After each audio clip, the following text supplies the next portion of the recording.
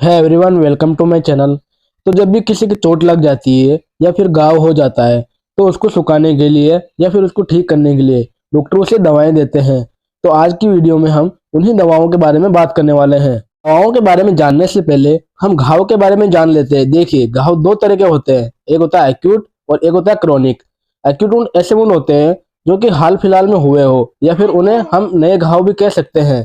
Chronic wound ऐसे wound होते हैं जो किसी को 6 हफ्ते या फिर उससे पुराने होते हैं। एक्यूट वुंड के एग्जाम्पल है ट्रॉमा, किसी को चोट लग जाती है, बाइट कुछ काट लेता है, बर्न कोई जल जाता है, या फिर सर्जिकल ट्रॉमा यानी कि सर्जरी के बाद जो घाव हो जाते हैं तो उन्हें भी हम एक्यूट वुंड के अंदर रखते हैं।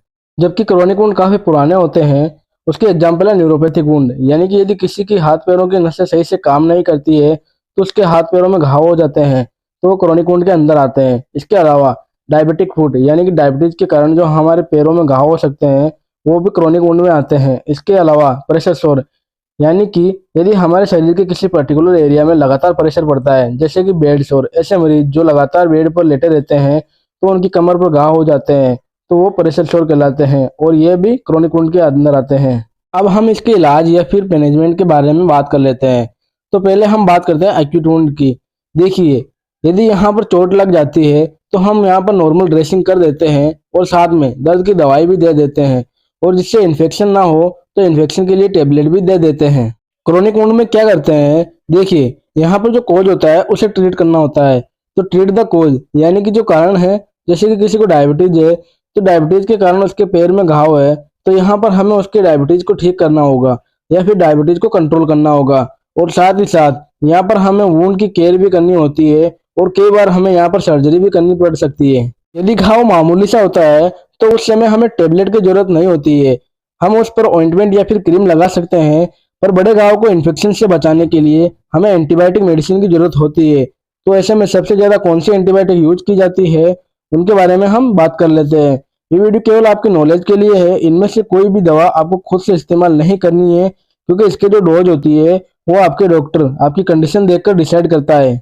तो यहाँ पर पहली पॉपुलर एंटीबायोटिक है एमोक्सिसिलिन एंड पोटेशियम क्लावुलानेट का कॉम्बिनेशन, और इसके काफी पॉपुलर ब्रांड नेम है, जैसे कि एमोक्सिक्लेव 625 एंड मोक्सिकैंड सीवी 625। ये घाव लग जाने पर बहुत ज्यादा इस्तेमाल की जाती है। इसके बाद यहाँ पर दूसरी पॉपुलर एंटीबायोटिक है सिपेक्जिन टेबलेट, इसके पॉपुलर ब्रांड नेम है जिफी 200 एंड सेफिक्स 200। तीसरी पॉपुलर एंटीबायोटिक है सिपेलेक्जिन, ये कैप्सूल फॉर्म में मिल जाती है और इसकी पॉपुलर ब्रांड नेम है सिपेडेक्स एंड फैक्सिन। इसके बाद यहाँ पर अगली एंटीबायोटिक है सिप्रोफ्लॉक्सासिन, जो घाव को सुखाने के लिए या फिर उसे इन्फेक्शन से बचाने के लिए दी जाती है, और इसकी काफी पॉपुलर ब्रांड नेम है सिप्लोक्स एंड फ्लॉक्सिप।